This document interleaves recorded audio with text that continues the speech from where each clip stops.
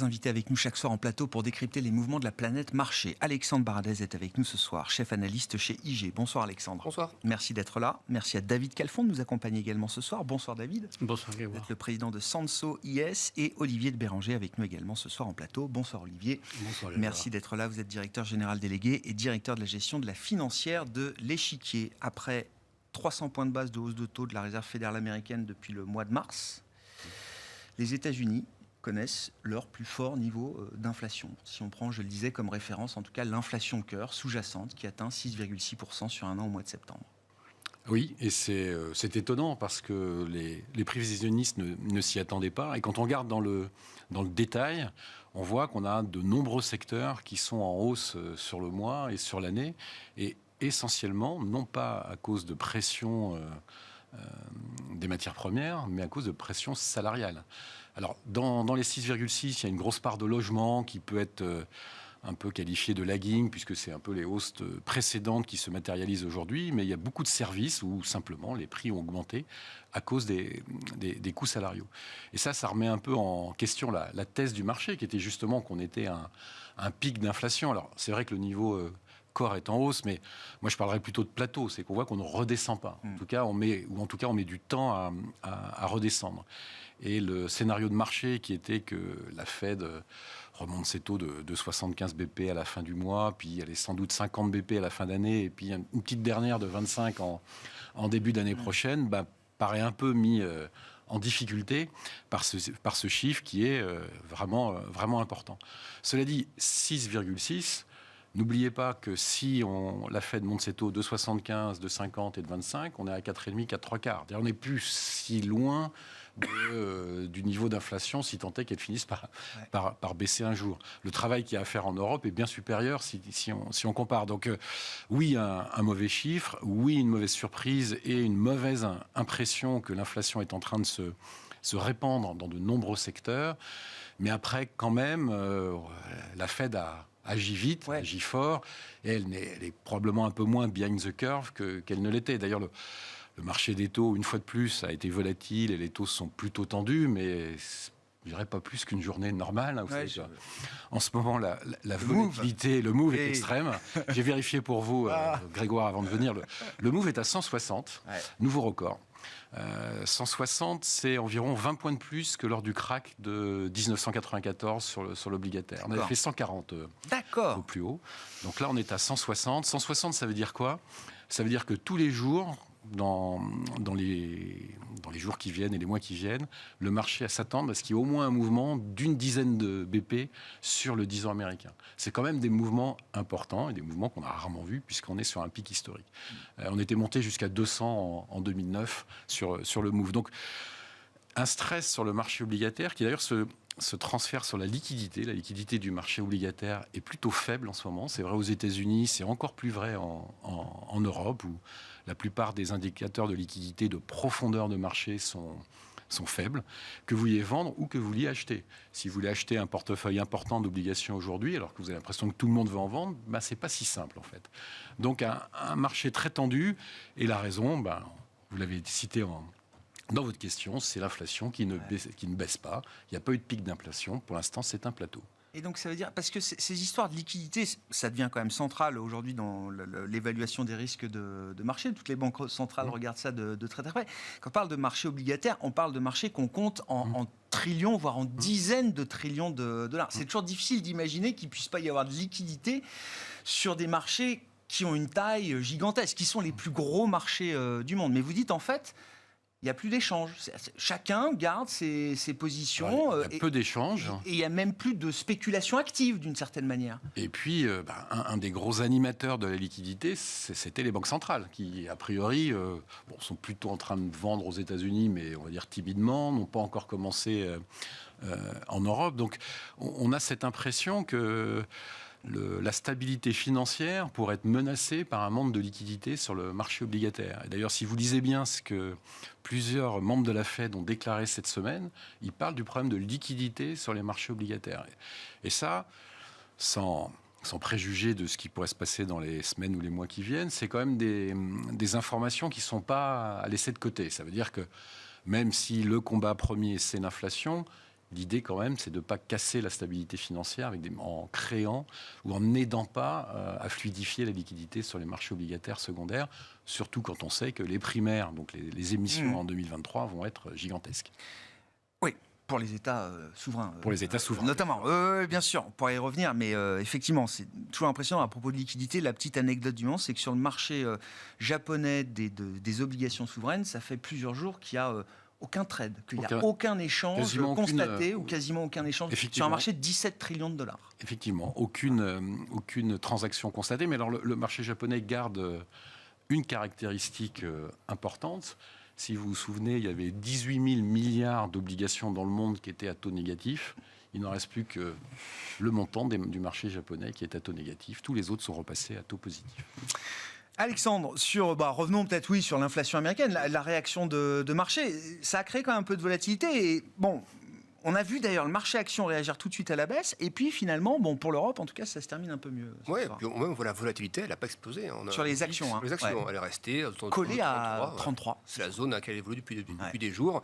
Le chiffre a fait un peu bouger le dollar aussi, mais c'est pas spectaculaire. Non plus, l'eurodoll s'est pas effondré complètement. On a rendu quelques gains. On a l'impression qu'effectivement, le marché voit bien que les banques centrales sont prises dans les taux il faut lutter contre l'inflation, mais ne pas provoquer de risques systémiques, comme ce qu'on a vu récemment au Royaume-Uni. Et comme le Royaume-Uni a bougé en premier, et là, apparemment, la Banque d'Angleterre pourrait aussi gagner son bras de fer contre la partie gouvernementale, on se dit qu'effectivement, elles ont ce mandat de lutte contre l'inflation, mais elles ne sont pas prêtes effectivement, à sacrifier le système. Parce que le coût de l'inflation, effectivement, elles ont dit à plusieurs reprises, il faut le taper vite et fort pour que le coût de l'inflation élevé ne soit pas porté trop longtemps. Mais si ce coût est inférieur à un coût systémique, ce qui sera évidemment le cas, on va carrément défendre le système. Et donc, selon moi, c'est ça aussi qui peut faire qu'on a purgé une grosse partie de ce qu'on devait voir. On a quand même l'impression que les marchés, et vous êtes bien placé pour en savoir, le marché obligataire, ils sont quand même bien devancé l'action de la Fed quand même. Le taux de 2 ans, il est monté tout à l'heure à 4,53, 54. Donc on est dans la zone où la Fed va amener le taux d'ici le mois de mars. Taux terminal est quasiment à 5 maintenant dans le pricing de marché. Oui, mais on était à 4 il y a encore un mois et demi. Donc on sait que les valeurs de croissance réagissent de manière assez linéaire, immédiate. Oui, bien sûr. Donc ça sous-entend que sur la partie tech, on a vu le plus gros de la baisse, et on peut le dire quand on a des valeurs à moins 80%. Certes, c'est pas tout le Nasdaq, mais certains y sont. On voit tous les actifs très risqués qui ont été complètement massacrés. Et puis après, il y a aussi des questions peut-être de rythme de marché, de respiration. On a l'impression que la Fed, là, veut aussi corriger les excès post-Covid. Et si on regarde finalement les indices actions, le Dow Jones, il est revenu sur le niveau pré-Covid. Le S&P, il est à 3% d'y être. Le Russell 2000, les small caps, ils sont même passés sous ces niveaux pré-Covid. Donc la respiration visant à corriger les excès de valorisation, on est dedans. Donc moi, il me semble que maintenant, si on passe encore en dessous, ça va être plutôt de la survente que de la vente à bon escient sur des... voilà. Donc on a un peu ce sentiment quand même que le gros du job a été fait et que l'inflation, du coup, quelle pourrait être la recette des banques centrales pour s'assurer qu'il n'y ait pas non plus de décrochage des actifs financiers tout en luttant contre l'inflation. Peut-être véhiculer des messages qui iront dans le sens qu'une partie de l'inflation, ce que pourrait dire la BCE, vient toujours de problèmes logistiques, supply chain au niveau mondial. Ça c'est pas mal résorbé, mais il y en a encore. Et je crois que c'est Frédéric Ducrozet qui parlait de ça récemment, qui montrait qu'en gros, la moitié de l'inflation européenne était encore tirée par ces problématiques. Par les points d'offre, de capacité, d'approvisionnement. Donc ça, si les banques centrales disent, ça, on peut rien faire contre ça, on va lutter contre l'inflation sur laquelle on peut agir, c'est un moyen de figer en fait le sentiment de marché, les anticipations de marché, de bloquer du coup la baisse des marchés.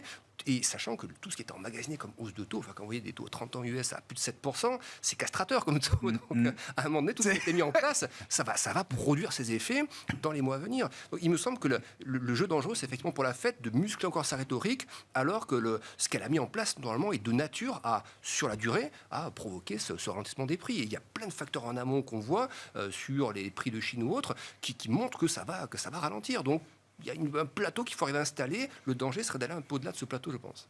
Ce serait bien quand même s'il y avait quelques chiffres d'inflation qui aidaient à soutenir cette stratégie que vous proposez. Les indicateurs avancés, on le voit, ça ne se traduit pas encore dans les chiffres d'inflation, mais regardez toutes les composantes de prix payées, ISM, PMI, soit services ou manufacturiers, ça retombe. Alors ça ne veut pas dire que les prix retombent, mais c'est que la dynamique d'impulsion de prix est bien en train de ralentir. Et ça, dans tous les secteurs, même les services. Donc ça va forcément se voir au Q4 sur la partie CPI. On a l'impression qu'on n'est pas très loin d'avoir une marche-pied. Et l'erreur des banques centrales pourrait être dans ce créneau-là, où finalement, dans ce marche-pied qui n'est pas encore là, et d'avoir le message de trop, et où là, effectivement, on passerait sur un risque de liquidité plus affirmé. Et la secrétaire au Trésor, pas que la Fed, hein, l'ancienne présidente de la Fed, désormais secrétaire au Trésor, le dit. On constate voilà, la liquidité n'est pas top, quoi. Oui, on arrive à un moment où la balance des risques est un peu différente. Voilà. Ouais. Notamment peut-être pour la réserve fédérale américaine et sans doute aussi pour la Banque d'Angleterre. Alors, sur la Fed, si vous voulez ajouter quelques mots, David, et puis on peut peut-être partir sur le cas britannique, qui est, voilà, je le dis depuis le début de la semaine, l'exemple à ne pas suivre, en tout cas, j'imagine. C'est le cas d'école. C'est le cas d'école à ne pas suivre. Et je sais qu'il vous intéresse beaucoup. Moi, ça me passionne, l'affaire britannique. Je trouve que c'est très riche d'enseignements.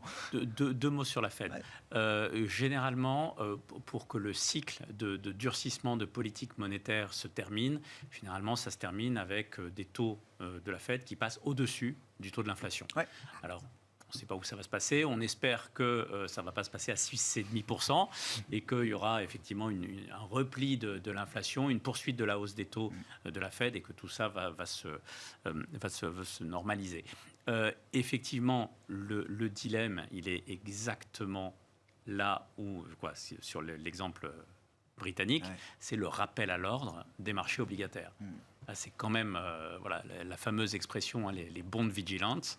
C'est le marché obligataire qui, au bout d'un moment, dit non, on veut bien acheter beaucoup de choses, mais il y a des choses qu'on ne peut pas financer. Voilà. Et donc ça, c'est effectivement le rappel à l'ordre qui va servir de force de rappel aux banques centrales, de dire non, les banques centrales ne vont pas pouvoir faire du 100 points de base à chaque meeting, parce qu'au bout d'un moment, il y a la question de la soutenabilité de la dette qui apparaît. Et donc, ça va certainement ralentir la lutte contre l'inflation, parce que la lutte contre l'inflation ne va pas pouvoir être aussi rapide et aussi forte que les banques centrales le voudraient, parce qu'elles sentent bien que si elles vont trop loin, elles risquent de créer des problèmes systémiques. Et là, le rappel donc, des fonds de pension britanniques qui ont juste rappelé le Trésor en expliquant que là, ils ne pouvaient plus faire face à leurs appels de marge et que s'il ne se passait pas quelque chose très vite sur les taux d'intérêt, ils ne seraient plus en capacité de faire face à leurs obligations, c'est quand même extrêmement fort. Donc, effectivement, là, il y a le rappel à l'ordre, il est très clair. S'il n'y a pas un mouvement, s'il n'y a pas un recul du gouvernement, on voit bien que la Banque centrale ne va pas pouvoir contenir tout ça. En fait, et rien de pire en plus que de donner des dates. On a quand même de dire, voilà, on soutiendra le marché jusqu'à vendredi 17h30. Ouais. Mais les marchés et les hedge funds... Il a réengagé sa crédibilité là-dessus avant-hier, le gouverneur. Hein. Il a réengagé sa crédibilité là-dessus. Hein. Oui. Mais donc, soit ils se parlent rapidement avec le gouvernement et ils se mettent d'accord, ils arrêtent de se mettre en mode conflictuel, et il y a probablement certainement une issue à trouver, etc. Soit il faut qu'il y ait, s'il n'y a pas le fameux soutien inconditionnel, de dire, voilà, c'est pas jusqu'à vendredi 17h, c'est tant qu'il le faudra. Ouais.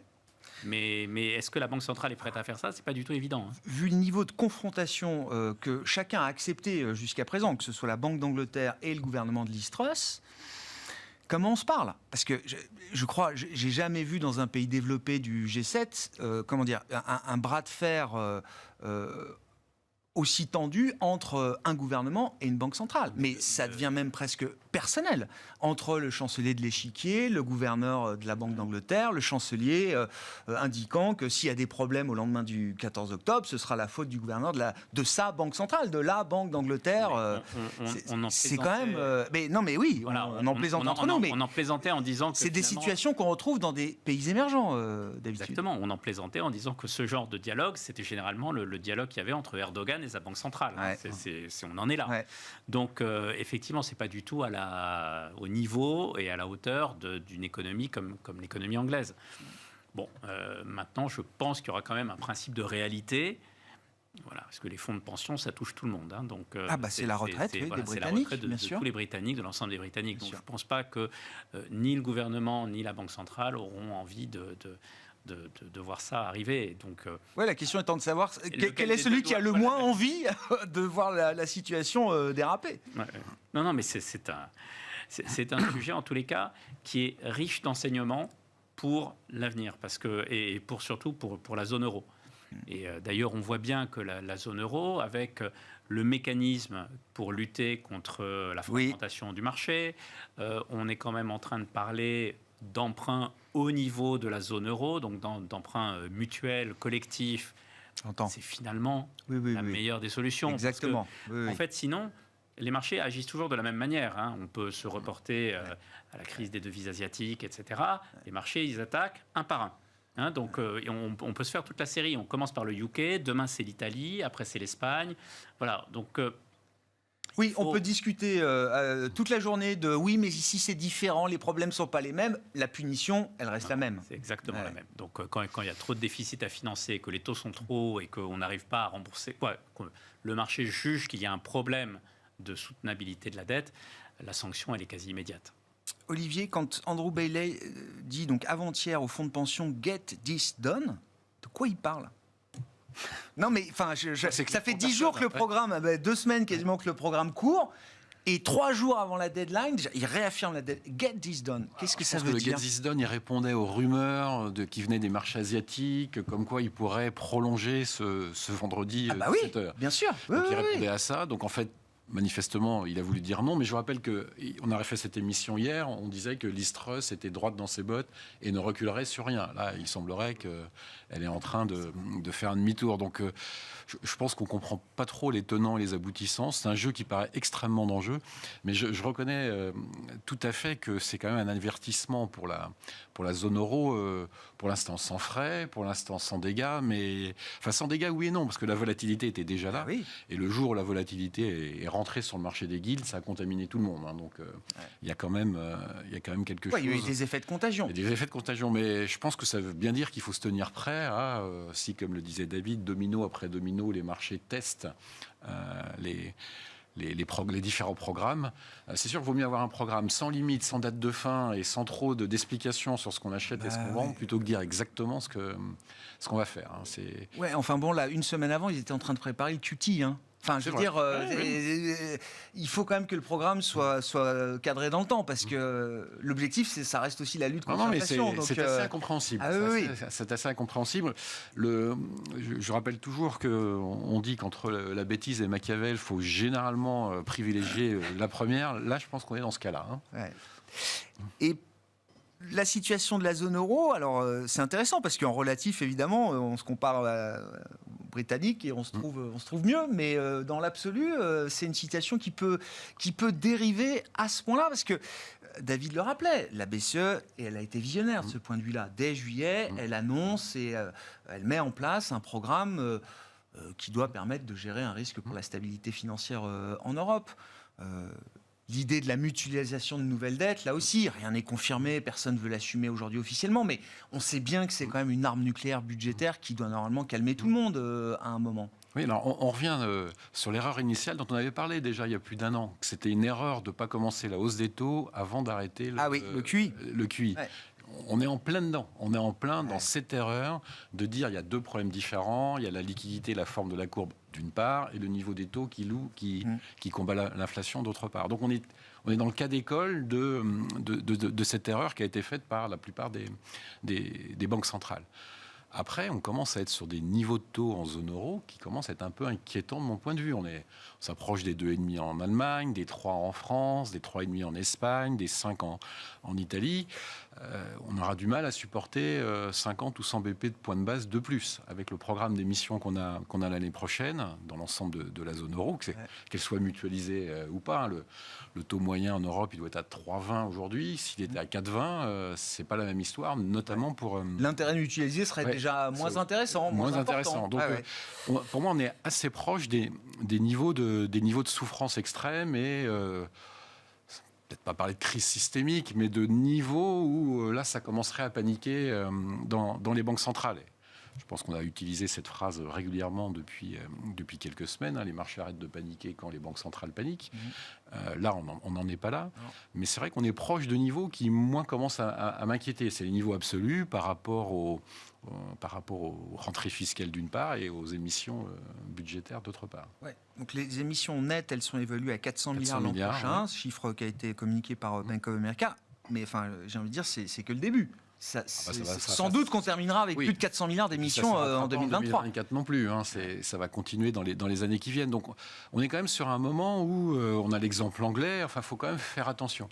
Et c'est pour ça que je pense que la stratégie de la BCE, c'est de monter le plus vite, le plus tôt, parce qu'elle sait qu'à un moment, on lui dira faut arrêter, parce que se mettre en danger l'équilibre des budgets souverains. Vous disiez, Alexandre, que la Banque d'Angleterre était peut-être en passe de remporter son bras de fer face au gouvernement de Liz Truss. Rumeur de presse britannique indiquant que il y aurait plutôt, ça lâcherait plutôt du côté du gouvernement que de la Banque d'Angleterre. Ce qui semble assez logique. Ils peuvent y arriver aussi sans se renier. Ils peuvent dire il y a des mesures qu'on reporte, par exemple, ou on change certaines mesures. On a vu des bruits indiquant que ce serait même peut-être des augmentations d'impôts pour la société. Du coup, de quoi financer un peu ces mesures-là. Donc on donnerait peut-être un peu plus d'un côté, puis on augmentera un peu les impôts. La com à ce stade, finalement, dans un an, c'est probablement beaucoup mieux.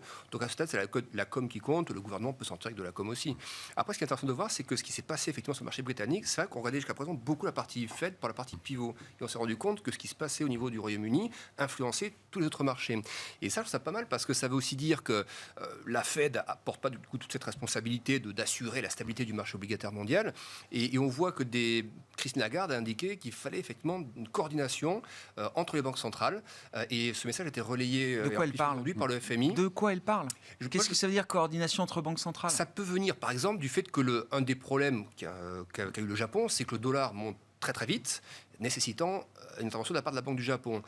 Donc, par exemple, les États-Unis, même si ça les arrange d'avoir un dollar fort parce que ça limite effectivement l'inflation importée, pourraient à un moment donné commencer à communiquer un peu là-dessus pour alléger le fardeau interventionniste des autres banques centrales et dire par une communication, qu'on ne dira pas par un pivot. On va arrêter de monter nos... Non. Mais alors, dire que le dollar fort peut devenir en contraire pour les exportations américaines, même si on n'y croit pas une seule seconde, mais le dire au marché pour montrer qu'on envoie un message aux banques centrales. Encore une fois, la com, Draghi est bien placé pour le savoir, ça a des effets monstres sur le marché quand vous envoyez un message là vous touchez finalement ce qui déploie le marché. Moi, je vois que des stratégies de cavalier seul.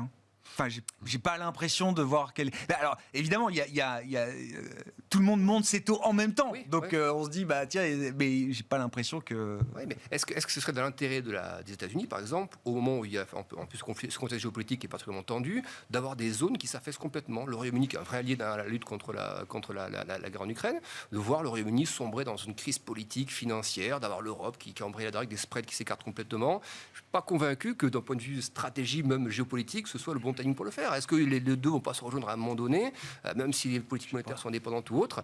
On a quand même l'impression effectivement qu'on arrive là au bord de quelque chose qui devient un peu... S'ils ont peur que l'Europe s'effondre, ils ont qu'à nous vendre leur LNG un peu moins cher, dirait Bruno Le Maire. Non mais enfin, je veux dire... Par exemple. Mais on va regarder aujourd'hui, on voit par exemple que c'est des choses très disparates tout ça. On voit que la Chine va moins importer de gaz naturel, va même baisser ses importations de gaz naturel liquéfié. Probablement parce que leur économie ralentit ou autre. C'est aussi un moyen finalement d'alléger un peu le fardeau peut-être sur l'Europe, de faire du coup un peu baisser les prix de marché. Est-ce que c'est pas des négos qu'on a en off avec la Chine sur donne-nous un coup de pouce là-dessus et puis je t'autoriserai je sais pas quoi les semi-conducteurs dont tu as besoin à un moment donné. J'ai l'impression qu'il y a quand même pas mal de sujets commerciaux, monétaires qui vont un peu se télescoper aussi, puis géopolitique. Peut-être qu'on n'est pas que sur de l'aspect purement banque centrale à ce stade.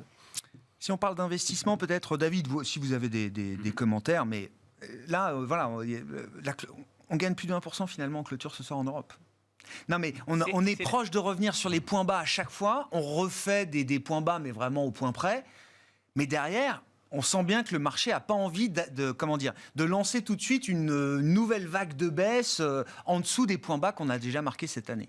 Et je pense que vous avez ici le point qui est le plus important. La question aujourd'hui, c'est pas de savoir s'il y aura une récession, c'est pas de savoir si les taux vont monter ou quoi que ce soit.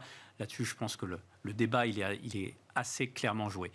En revanche, la vraie question, c'est qu'est-ce qui est intégré dans les cours d'aujourd'hui? Qu'est-ce qu'on a intégré?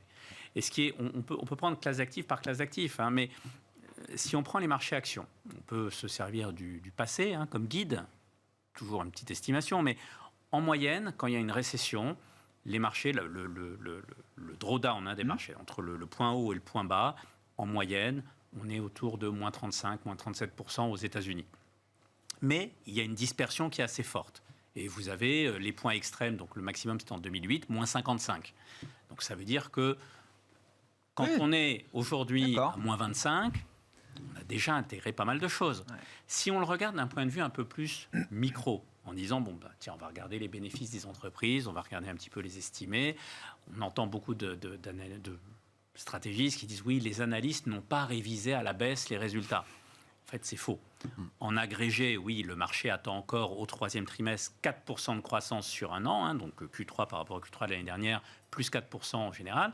Mais quand on découpe sur les 11 secteurs dans lesquels on a l'habitude de découper les marchés, il y a un secteur qui monte, c'est l'énergie, et puis tout le reste a déjà été révisé à la baisse. Donc, voilà, je crois que le chiffre est à -2, hors énergie. C'est ça, c'est un chiffre négatif. On a déjà tout ça. Et non seulement on a des bénéfices qui commencent à être revus à la baisse, mais en plus, les valos globales, le PE, le multiple, il s'est sensiblement dégonflé. On était à 22 l'année dernière, on est à 15 sur le marché américain. Ouais. En Europe, on était à 15-16, on est moins à de 10. On m'a dit moins de 10 cette voilà. semaine même. Donc, ça laisse de la marge. Normalement, ça donne un peu de sécurité pour encaisser une baisse des bénéfices oui, puisque de quoi 5-10% peut-être éventuellement s'il faut pour 2023. On peut faire les calculs sur le oui, coin de la table. Ouais. Mais en gros, c'est ça. Si on se dit qu'on ne va pas revenir à 22, parce que 22, tout le monde disait c'est tendu, etc. Oui. Revenons à 18. Ouais. Bon, de 15 à 18, c'est déjà pas mal comme baisse, quoi, en pourcentage. Donc, non, on ne peut pas dire que les marchés, on ne peut pas dire qu'il y a des excès en ce moment. Il n'y a pas de bulle spéculative en ce moment qui n'ait pas déjà été pointée du doigt et qui ne soit pas déjà en train d'être dégonflée. Voilà, quoi, les GAFA, on sait où ils sont maintenant. Tout ce qui avait beaucoup monté a quand même été très sévèrement attaqué.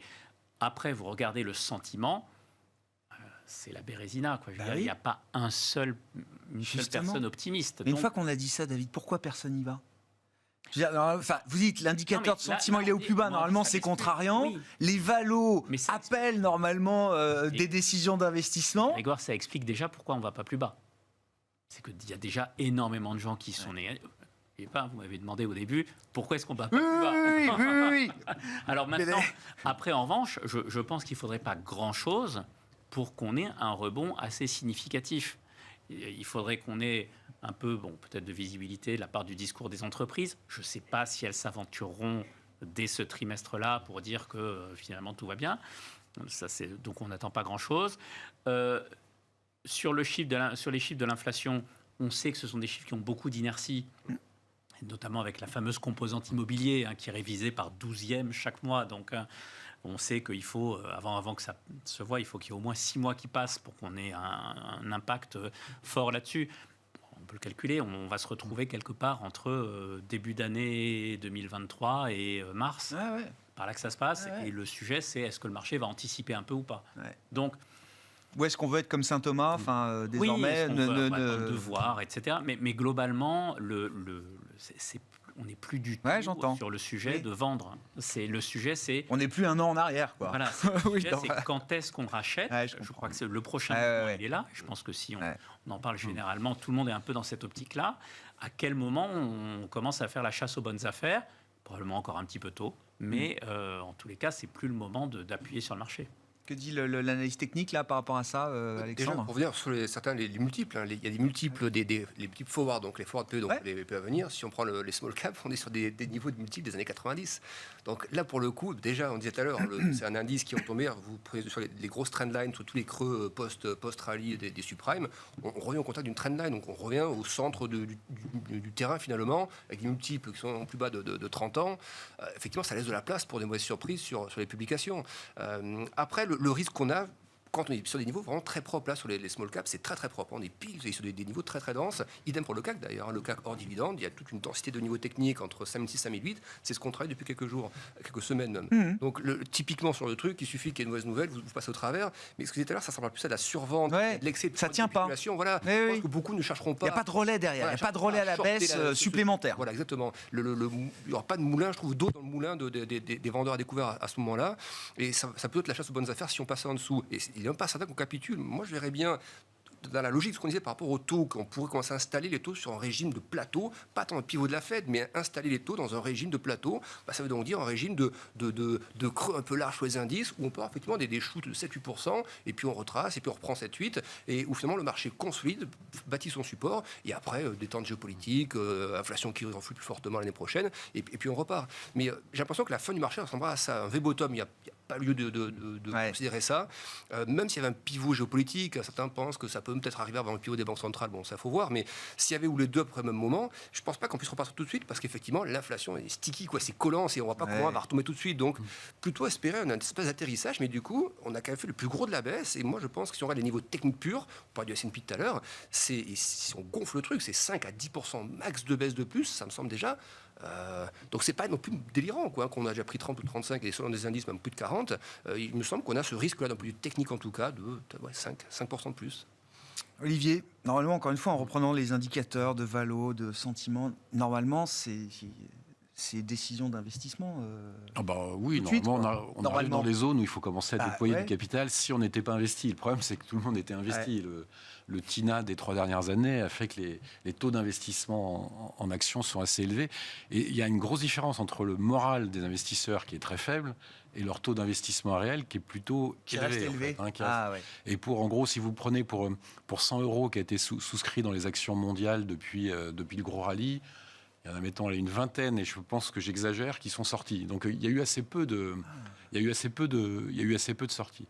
Après, la valo, particulièrement en Europe, elle commence à se regarder, c'est indéniable. Quand on est à 11 fois et demi forward 12 mois, même si on se trompe du jour, de semaine ou de mois d'entrée, normalement... Sur 2 ans, oui. On ne fait pas d'erreurs magistrales. Et je souscris tout à fait à ce que David a dit. Les bénéfices, ils ont été révisés. Il ne faut pas croire que les analystes, ils sont dans leur sous-sol et qu'ils font une valo par an. Merci pour eux. Merci. Non, mais si, merci pour eux. Ils travaillent. Donc, et puis, on va vous citer souvent des choses qui sont un peu différentes. Par exemple, effectivement, Philips a fait un profit warning. Mais c'est combien la capi de Philips ? Je sais pas, c'est 13 milliards. Oui. Le VMH, c'est 300 milliards. C'est le VMH qui compte. C'est c'est Total qui compte. C'est Sanofi qui compte. C'est les banques françaises qui comptent dans le CAC. C'est pas les capis qui sont des grosses mid-cap. Désolé pour Philips, mais 13 milliards d'euros, c'est une grosse mid-cap. Donc, c'est quand même ça qui compte. Et moi, je vois en Europe des publications secteurs, que ce soit sur l'énergie, sur les banques ou sur le luxe, qui vont être bonnes et en croissance par rapport à l'année dernière. Et on retrouve notamment aux États-Unis des niveaux d'indices, Alexandre le citait tout à l'heure, qui sont proches de ce qu'on était en 2019. Sauf que par rapport à 2019, les BPA, ils ont cru. On a rattrapé 2020. Heureusement, on est au-dessus. Donc il y a un moment donné où ce sera intéressant. La difficulté, c'est d'anticiper le type de récession qu'on va avoir. Soit c'est une récession légère, sans crise systémique. Le tarif, c'est plutôt moins 25, on est dedans. Soit vous avez une crise systémique qui peut venir de l'obligataire, par exemple. Ça, c'est malheureusement... C'est ça, récession économique plus crise financière. Crise financière. Je vois pas d'autres crises systémiques, puisque les bilans des acteurs privés sont bons. Les personnes privées sont peu endettées et ont un taux d'épargne supérieur à la moyenne des 20 dernières années. Les entreprises...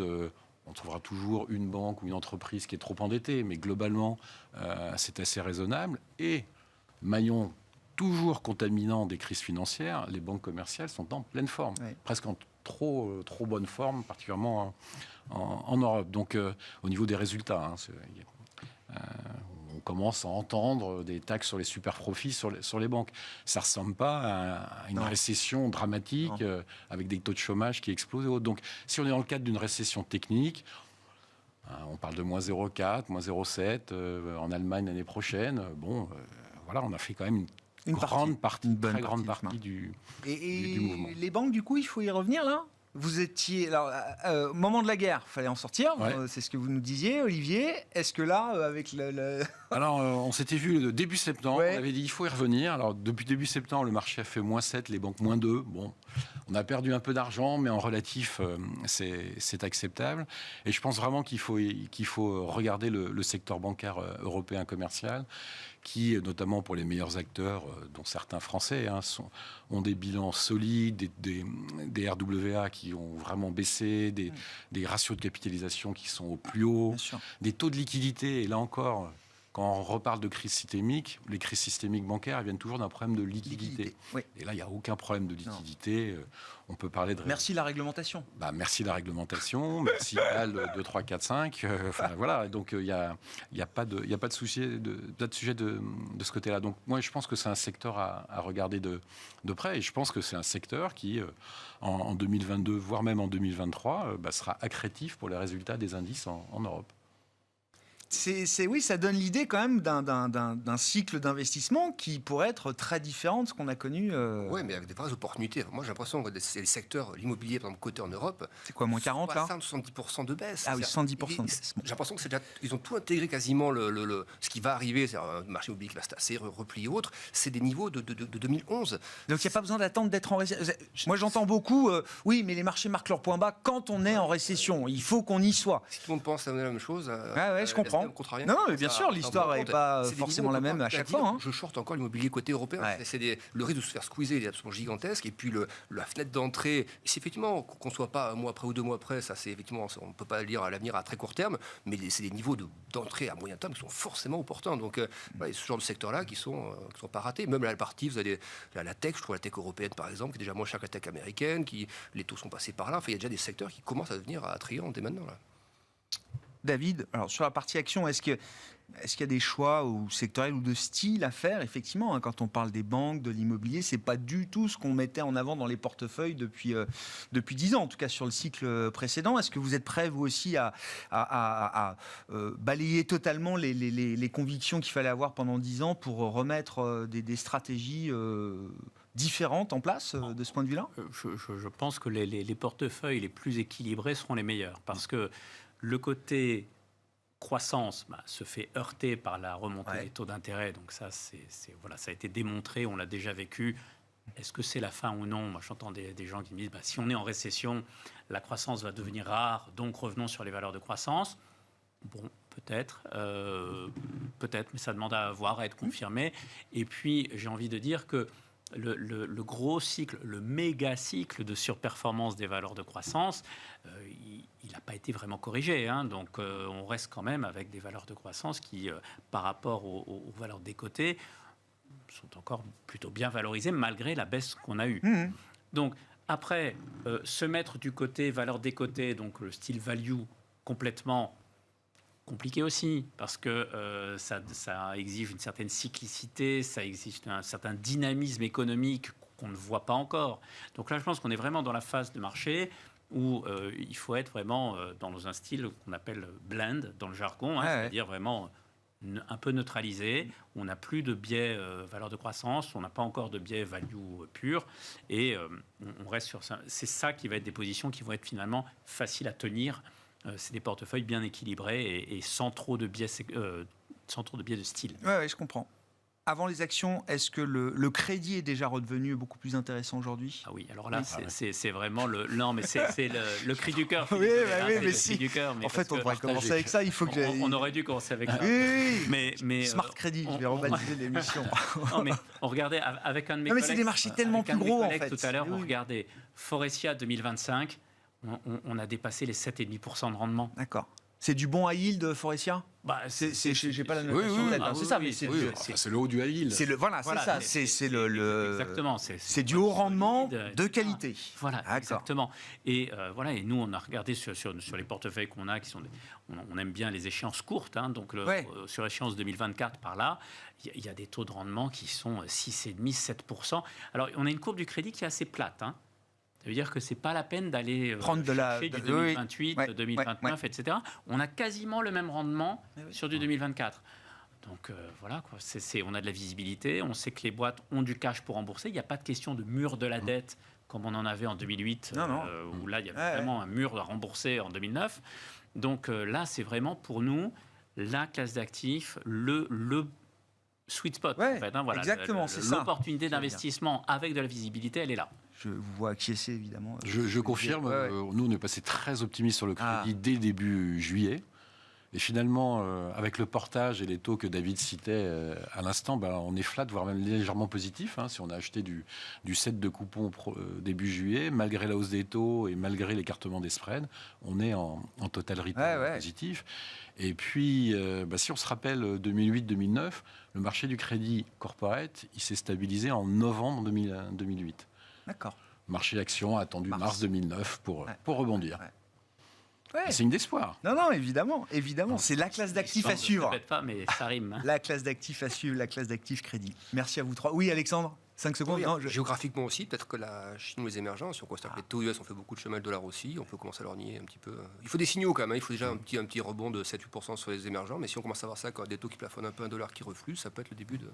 C'est le trade 2023 de Bank of America. Achetez l'humiliation des émergents de 2022 et vendez l'hubris américain pour 2023. Merci beaucoup, messieurs. Merci d'avoir été les invités de Planète Marché ce soir. Alexandre Baradez, chef analyste chez IG, David Calfon, président de Sands OIS, et Olivier de Béranger, directeur général délégué et directeur de la gestion de la financière de l'Échiquier.